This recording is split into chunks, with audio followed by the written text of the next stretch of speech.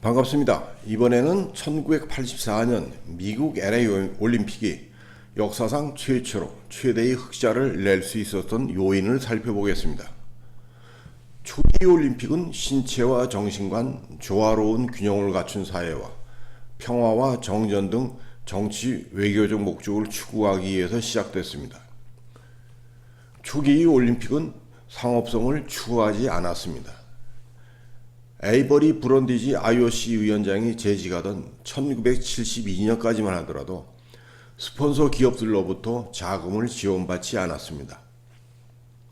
스폰서들이 IOC 결정에 간섭할 우려가 있다고 보았기 때문입니다. 그러다 보니 올림픽을 개최하는 도시들이 적자는 당연한 것으로 여기기도 했습니다. 일부 도시들은 재정적으로 부담을 지면서 올림픽을 개최해야 하는지 의문을 가지기도 했습니다. 그런데 1972년 뮌헨 올림픽 테러 사건 이후 IOC는 올림픽을 개최하려는 도시들에게 철저한 보안과 안전을 강조했습니다. 특히 1976년 몬트리올 올림픽은 경기장을 건설하면서 설계를 자주 변경하였고 안전과 보안 사고에 대비하면서 비용이 대폭 증가했습니다. 게다가 캐나다 연방정부로부터 한 푼도 지원받지 못했고 스폰서나 입장료 등의 수입도 얼마 되지 않았습니다. 몬트리올시는 올림픽을 개최해서 12억 2,800만 달러, 우리나라 돈으로 약 1조 5천억 원의 적자를 보았습니다. 그러자 많은 도시들이 올림픽 개최를 기피하기도 했습니다. 이런 상황에서 LA 올림픽 조직위원회는 1978년 5월 그리스 아테네에서 열린 IOC 총회에서 제23회 하계 올림픽을 개최하겠다고 단독으로 신청했습니다. 당시 올림픽을 개최하는 도시들은 많은 적자가 발생했기 때문에 중앙정부의 지원이 없으면 개최가 불가능했습니다. 그런데 LA 올림픽 조직위원회는 연방정부와 아무런 상의도 없이 유치하기로 결정한 겁니다. LA 시민들이 반대 시위를 벌이자 미국 연방정부와 LA 주정부에서 LA 올림픽을 지원하지 않겠다고 선언했습니다. 이런 상황에서 피터 유베로스라는 사학과가 LA 올림픽 조직위원장을 맡으면서 올림픽을 성공적으로 개최해서 흑자를 달성하겠다고 자신 있게 말했습니다. 하지만 많은 시민과 언론은 말도 안 되는 소리라고 일축했습니다. 아무도 유베로스의 말을 믿지 않았습니다. 유베로스는 그동안 많은 도시들이 올림픽을 개최하면서 적자를 보게 된 원인을 철저하게 분석했습니다. 올림픽을 개최하는 데 들어가는 모든 자금은 정부에서 지출하고 초대형 경기장과 각종 기반 시설을 건설하는데 비용이 지나치게 많이 들어간다는 걸 알았습니다. 한마디로 그동안 개최된 올림픽은 비용은 많이 들어가는 데 비해 수익은 보잘것없었던 겁니다. 유베레스는 올림픽을 개최하는 데 들어가는 비용은 대폭 줄이고 수익을 최대한 늘릴 수 있는 방안을 고민했습니다. 결국 유베레스는 LA시나 연방정부로부터 한 푼도 지원받지 않고 아무도 생각지 못한 아이디어로 성공적으로 개최해서 2억 5천만 달러라는 사상 유례없는 흑자를 냈습니다. 특히 1984년에 열린 LA 올림픽에는 소련과 공산권 국가들이 80년 모스크바 올림픽을 보이콧한 데 대한 보복으로 참가하지 않았습니다. LA 올림픽은 미국 등 자유진영 국가들만 참가한 반쪽짜리 올림픽이었습니다. 반쪽짜리 올림픽으로 LA 주정부와 연방정부의 지원도 없이 순수한 민간 자본으로 개최해서 흑자를 낸 겁니다. 이를 유베로스의 매직이라고 합니다. 1984년 LA 올림픽은 상업적으로 성공한 최초의 올림픽이었습니다. 그 배경을 경제적 측면에서 몇 가지 살펴보도록 하겠습니다. 첫째는 LA 올림픽 조직위원회는 IOC와 쌍방독점 관계라는 점을 잘 활용했습니다. 1978년에 제23회 하계 올림픽을 유치하려던 도시는 이란의 테헤란과 미국의 LA였습니다. 하지만 테헤란은 정치적 불안과 소요 등으로 중도에 포기했습니다. 1984년 하계올림픽을 개최하려는 도시는 LA뿐이었습니다. 그러자 LA 올림픽 조직위원회는 IOC와 협상을 통해 올림픽을 개최하는데 가능한 새로운 시설을 건설하지 않기로 했습니다. 그리고 올림픽을 개최하면서 수익을 내기 위한 권리와 수익금은 모두 LA 올림픽 조직위원회가 갖기로 협상했습니다. 이러한 협상은 당시 올림픽을 유치하겠다는 도시가 LA뿐이었기 때문에 가능했습니다. 즉 LA 올림픽 조직위원회와 IOC는 쌍방독점 관계에 있었기 때문입니다. 쌍방독점은 수요자와 공급자가 각각 한 명인 상황입니다. 이러한 쌍방독점 시장에서 협상력이 아주 중요합니다. LA 올림픽 조직위원회는 IOC와 쌍방독점 관계라는 점을 아주 잘 활용했던 겁니다.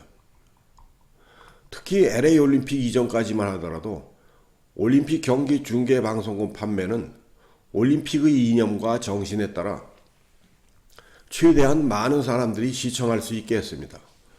올림픽 경기 중계 방송은 공익성을 중시해서 공공방송사들과 계약을 우선했습니다. 그리고 중계방송 수익은 올림픽 등 스포츠 진흥을 위해서 IOC와 NOC, 국제스포츠연맹 등에 배분했습니다. 하지만 유베로스는 입찰을 통해 받아낸 중계권료 3억 달러 중 3분의 2를 LA 올림픽 조직위원회가 가져갈 수 있도록 협상하는 데 성공했습니다. 두 번째, LA 올림픽 조직위원회는 올림픽 공급 독점자라는 점을 잘 활용했습니다. LA 조직위원회는 글로벌 기업들이 올림픽 경기대회에 스폰서나 광고 등에 관심이 많다는 사실을 알았습니다. 글로벌 기업들 간 경쟁을 유발하기 위해 스폰서 기업을 165개로 대폭 줄이고 업종별로 하나의 기업만 참여할 수 있게 했습니다. 후원금은 최소한 500만 달러를 요구했습니다. 그러자 후지필름, 도요타 자동차, 코카콜라 등 글로벌 기업들이 거액의 후원금을 내고 스폰서로 참여했습니다. LA 올림픽 조직위원회는 3억 8,500만 달러의 수익을 올렸습니다. LA 올림픽 조직위원회는 스폰서로 참여하라는 기업들이 많다는 점을 착안해서 공급 독점자라는 지위를 활용한 겁니다. 이에 비해 1976년 몬트리올 올림픽 조직위원회는 올림픽의 공익성을 중시하면서 628개 스폰서 기업으로부터 겨우 2천만 달러의 수익을 얻을 수 있었습니다. LA 올림픽 조직위원회에서는 스폰서 기업을 몬트리올 올림픽의 4분의 1로 줄였지만 스폰서 비용을 대폭 올려서 여러 배나 더 많은 수익을 얻을 수 있었습니다. LA 올림픽 조직위원회는 고공급 독점자로 스폰서로 참가하려는 기업을 줄이고 참가 비용을 대폭 올려서 많은 수익을 얻을 수 있었습니다. 셋째, 성화봉송주자와 자원봉사자를 잘 활용했습니다. LA 올림픽 조직위원회는 수만 명의 자원봉사자들을 확보해서 미국 전 지역에 걸쳐 성화봉송 릴레이를 하면서 올림픽에 대한 국민들의 관심을 높여 나갔습니다. 1인당 3,000달러씩 받고 성화를 봉송할 수 있게 한 아이디어는 많은 비난을 받기도 했지만 4천여 명의 지원자가 몰려 대성황을 이루었습니다. 올림픽에 대한 국민들의 관심이 높아지자 후원금도 늘어나고 중계 방송권료도 높일 수 있었습니다.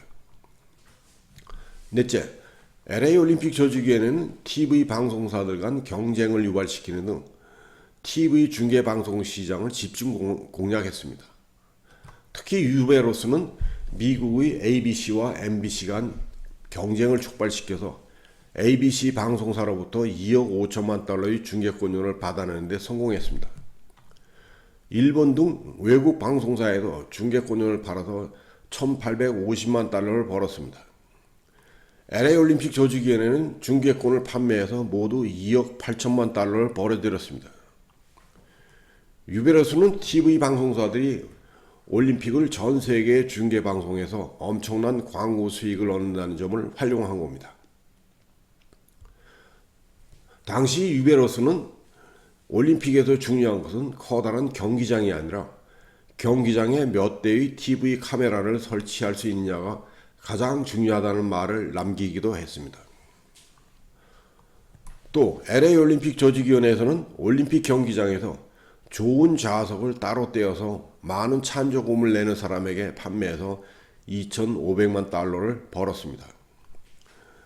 그러자 LA 올림픽 조직위원회는 그동안 공익성을 중시해오던 올림픽을 지나치게 상업화만 추구한다고 비난받기도 했습니다. 특히 LA 올림픽 조직위원장을 맡았던 유베로스는 IOC, 언론 등으로부터 많은 비난을 받았습니다. LA 올림픽 조직위원회가 올림픽 역사상 최초로 흑자를 내자 당시 재정적으로 어려움을 겪고 있던 IOC에서도 생각을 바꾸기 시작했습니다. 그 후부터 IOC는 올림픽을 개최하면서 수익에 관심을 갖기 시작했습니다. LA 올림픽이 흑자를 내면서 당시 올림픽을 개최하면 적자가 당연하다는 인식을 확 뒤바꾸어 놓았습니다. LA 올림픽이 개최된 지 40여 년이 지났지만 아직도 올림픽을 개최해서 LA만큼 흑자를 낸 도시는 보지 못했습니다. 경제적인 측면에서 볼 때 1984년 LA 올림픽이 사상 최초로 2억 5천만 달러의 흑자를 낼 수 있었던 것은 미국이라는 시장 규모가 컸고 올림픽에 많은 시민들이 관심을 가졌기 때문이기도 합니다. 경제적으로 볼 때 유베로스와 LA 올림픽 조직위원회에서는 IOC와 쌍방독점 관계와 공급 독점을 잘 활용한 겁니다. 게다가 소비자들의 관심을 증대시키고 방송사들 간 경쟁을 유인했기 때문이었다고 할 수 있습니다. 경제 논리와 사고방식을 잘 활용해서 올림픽 역사상 최초로 최대의 흑자를 낸 사례입니다. 감사합니다.